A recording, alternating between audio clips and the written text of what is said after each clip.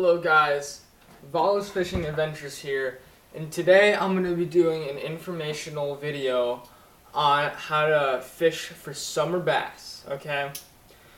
These techniques I'm about to tell you go into two parts of summer. I like to think of summer as like there's two parts of summer. There's early summer, and then there's like midsummer, post-summer, those are about the same. But early summer, these fish are coming out of their beds, usually, depends on where you live, but up here in the I live in Ohio, and right now some fish are still spawning. Not all, but some fish are still spawning, or finishing spawning, or fry garters. But early summer, depending on where you live. If you're living somewhere hotter, you probably stick to the all-around summer stuff, which I'm going to get to at the end. But if you're an early summer guy, northeastern, anywhere cold really, like harsh winters, stuff like that. We had a pretty harsh winter this year, so who knows, maybe you southern people might be doing some early summer too. But one thing I like to do when you have fry garters are bass that are protecting their offspring. Their offspring are about this big, and bluegills, gobies, if you have gobies in your lakes, but bluegills, really anything like a small fish, eat their fry. And one thing I like to do is imitate those bluegills with using, you could either use like a bluegill swim bait. What you do is you locate them. If you have clear water, you can sight fish them. If you don't, you just gotta go with your instinct and just pitch it in there or whatever. But flukes, this is what a fluke looks like.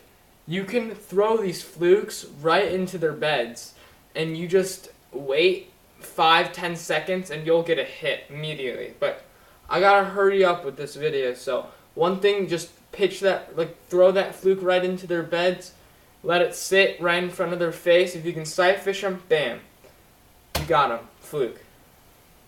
Another thing, early summer, if you have a rocky lake, this is not the most preferred thing in really grassy lakes because you get hung up a lot, but rocky lakes, I like to use shaky heads. And I use that in 10 to 20 feet of water. And I like to throw 1/8 ounce shaky head. And that's 10 to 20 feet. Another thing is deep cranking.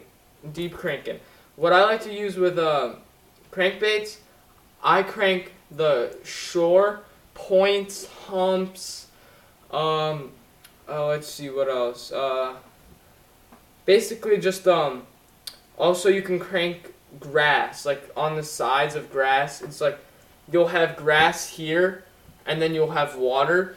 You can crank the side of the grass, and what happens is the fish come out of the grass to eat it. And you can also, another lure you can use with that technique, and I'll get into later more, are spinner baits, buzz baits, top waters, frog more in the weeds, but you can use a spook, buzz bait, fish it along those edges of those weeds, grass. The fish will come up and explode on these. Another thing you can do with swim jigs on the side. But any stuff like that, you can fish on the sides of the grass in summer. The fish in summer are going to be really deep, pretty deep. Later summer, we finished early summer, talked about those, but now we're getting into later summer, your July, your beginning of August, stuff like that. Even throughout August, depending on where you live. But you can, for grass, try to find deeper grass. You don't want to go somewhere with 3-4 feet with grass. You want to go somewhere around 10 to 20. If it's grass, you can stick a little lower. But what you do in the grass, I just talked about it, you can use these methods. On the grass, you can use a topwater frog.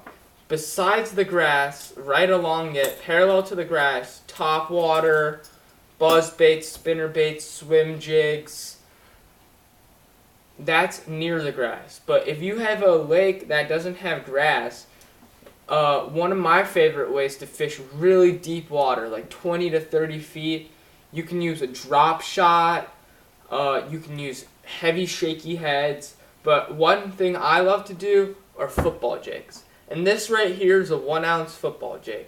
And if you're in a hurry to get on the bottom, this 1 ounce will get you there in no time.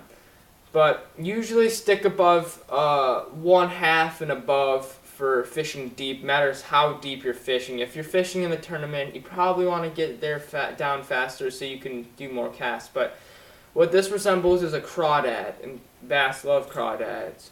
And you can fish this in really deep water. So yeah. Another thing is a Carolina rig. You can fish Carolina rigs in grass, along grass, deep. This is for deep fishing.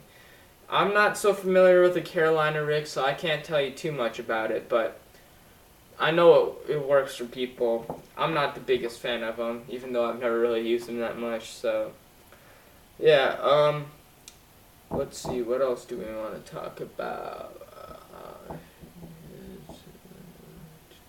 Another thing with rocky lakes and stuff like that, you can throw an open hook tube, especially if there's smallmouth there, because that resembles a crawdad. Fish it between those rocks. You can fish that deep also. Just give it a twitch. Use spinning gear on that, and that's I think that's pretty much it. One more thing, if you're living in grassy lakes with lots of mats, this technique is used a lot on Okeechobee.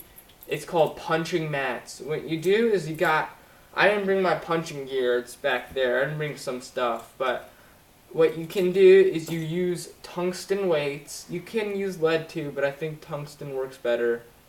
You put like a 1 ounce or above, matters how heavy the mats are flipping, but you basically put the weight and it just punches right through the mat, and you can just yo-yo it up and down the mats, and usually that's really good for fishing really heavy grass mats, and you can also throw topwater frogs on those too.